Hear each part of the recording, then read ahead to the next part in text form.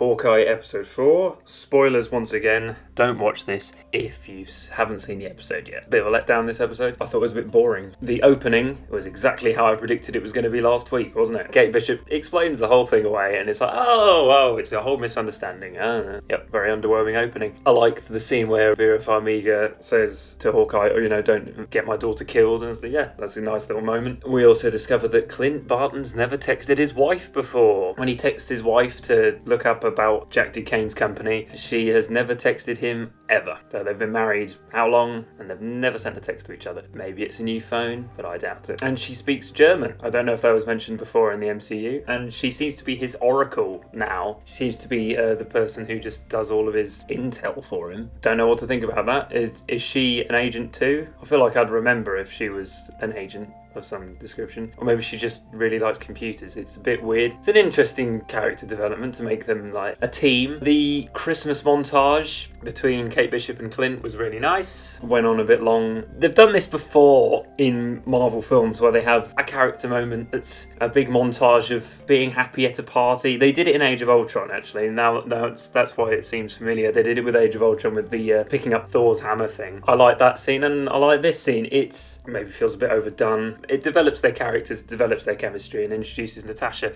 Gets Clint to talk about Natasha, which I liked. But one little detail I noticed in that montage is Hawkeye's got a Thanos was right mug. There's a few little niggling problems I have with that. So first of all, in the context of this world, Thanos was the person who killed half of the population of the universe. Having a novelty mug of someone like that surely would put you on some kind of watch list. If I had a mug that said Hitler was right, people wouldn't think that was funny, would they? It's clearly meant to be funny. It's meant to be like a little joke because the internet used to say, oh, Thanos was right, Thanos has got a point. But in the context of this world, it's not funny. Thanos really killed half of the universe. It feels like a mug that's for people who support genocide. Also, it's doubly weird because Hawkeye's got it. Hawkeye's family, as mentioned in this episode, was killed by Thanos. Clearly, he doesn't think Thanos is right. He's just using it as a joke. But do you think a Jewish man would have a mug about how he loves Hitler? Even if it was ironic. It's a Marvel joke that, if you think about it too much, it doesn't work. So I should clarify before I go on any longer,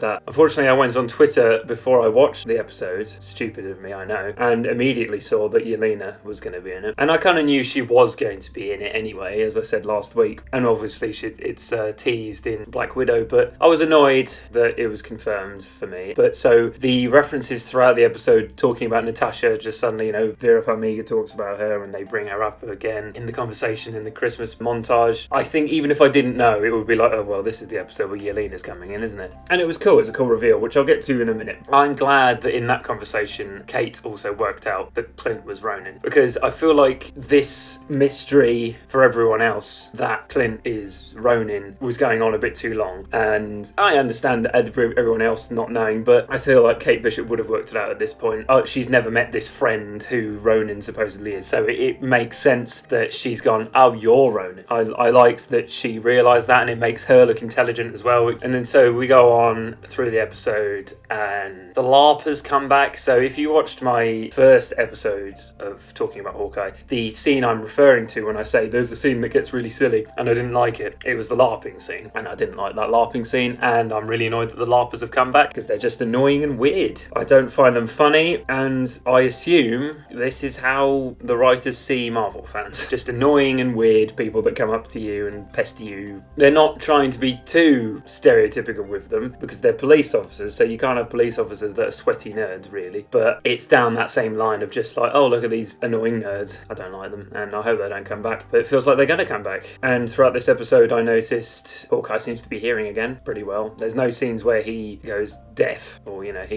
finds it hard to hear something. As I said last week, that I thought that the deaf stuff was kind of rushed in. They're not even developing it anymore. He takes out his hearing aid once, and you get the sound effect from that, but that's not as much as we got last week. I get get that we can't have a scene, every other scene is him going deaf and going like, oh, I can't hear anything. Ugh. What did you say, Kate? Every other scene being like, sorry? That would get irritating, but I feel like we'll need to address it a bit. Also, it doesn't, because in the last scene he's got an earpiece in. Oh, so how's he hearing if he's got an earpiece and a hearing aid in at the same time? I don't know anyone who has a hearing aid, so I wouldn't know. But it feels like you wouldn't be able to fit both in the same ear. Now we get to Yelena. So the four-way fight between the person that was very obviously Yelena from the start. Now they revealed that picture on Twitter of the mystery person. It's like, well, that doesn't look like a big bald fat man in a balaclava and night vision goggles. And I don't think Daredevil would dress like that. So it's obviously Yelena, and I'm happy it was. And I like the four-way fight that they had with Echo, Hawkeye, and Kate Bishop as well. That was a really cool fight, and it was the highlight of the episode because it was exciting, unlike the rest of the episode, which was kind of just slow and ploddy, which is ironic because this episode is even shorter than last week. So I was saying last week that 43 minutes seemed short, but this week it's 41, and it was basically half an hour. But it felt longer than last week because it wasn't as fast-paced. Maya just kind of comes out of nowhere. I like the way they did that with the, oh, who am I fighting? That was fun. Yelena doesn't say anything, but I liked the reveal. And I'm assuming she'll just pop up again to try and kill Hawkeye again. The ending wasn't as underwhelming as last week's, but it was still kind of sudden. It's just like, no, go home, and then that was the end. Go home, Kate. And also, Hawkeye's theme tune gets played during that fight scene. I like that, but it made me realise, oh yeah, I was talking about the theme tune. It still hasn't been used anywhere near as much as I wanted it to be. You know, when you've got a theme, use it. Shang-Chi, that song plays hundreds of times throughout that film, and I liked it, and I've still got that song in my head because they played it so many times. It's a good song, use it, and the Hawkeye theme is good. Use it. Maybe there'll be a big emotional one at the end, in the big fight scene at the end that's presumably going to come. Anyway,